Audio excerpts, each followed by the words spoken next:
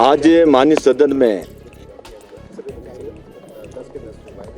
बागवानों का एक बहुत बड़ा इशू आया था, जिसमें मूल रूप से बात थी कि मंडियों में सेब का रेट एकदम क्यों गिर रहा है और क्या इसमें किसी की मिलीभगत है। एक ही दिन में 1000 रुपये पर पेटी गिर रहा है।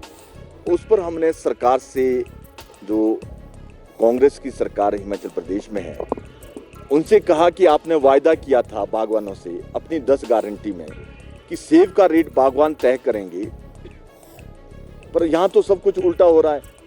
यहाँ बागवानों का एक ही दिन में 1000 रुपये रेट आप डाउन कर रहे हैं। और आपने वायदा किया था कि सेब जैसे हमारी गवर्नमेंट में बिकता था, पहले हमारे गड से बिकता था। गड और दर में आपको क्लियर मैं समझाता हूँ।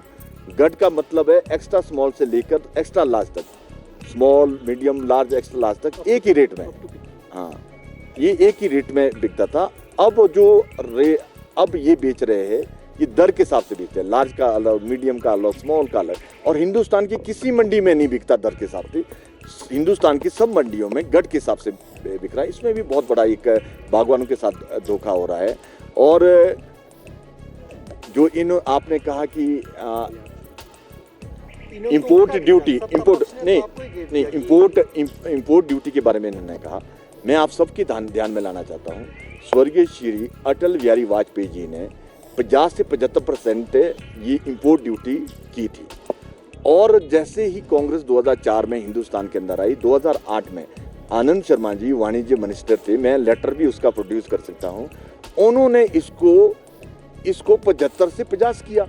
फिर जब भारतीय, ये कांग्रेस वाले कहते कि हम बहुत हितैषी है, आप देखो 2004 से पहले भी हमने किया था 50 से 75, और जैसे ही 14 में हमारी सरकार आई फिर हमने इसको 50 से 75 किया।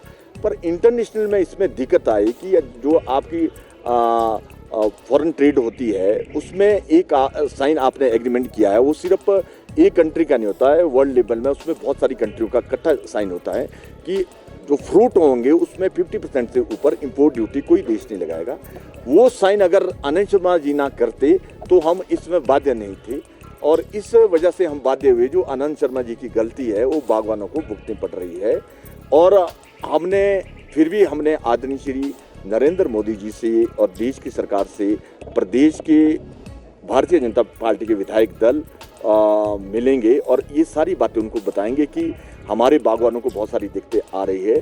जो स्पेशली ईरान और टर्की का सेब आ रहा है, वो बिल्कुल अफगानिस्तान के रास्ते से आ रहा है। अफगानिस्तान फ्री टीडी है, उसको बैन करके आप हिमाचल प्रदेश के सेब को तभी ज़्यादा महत्व मिलेगा जब ये बाहर के इंपोर्ट ड्यूटी ज़्यादा लगाकर इंपोर्ट सेब रोका जाए। पर ये एक एलिगेशन है कि एक दूसरे के ऊपर लगाना।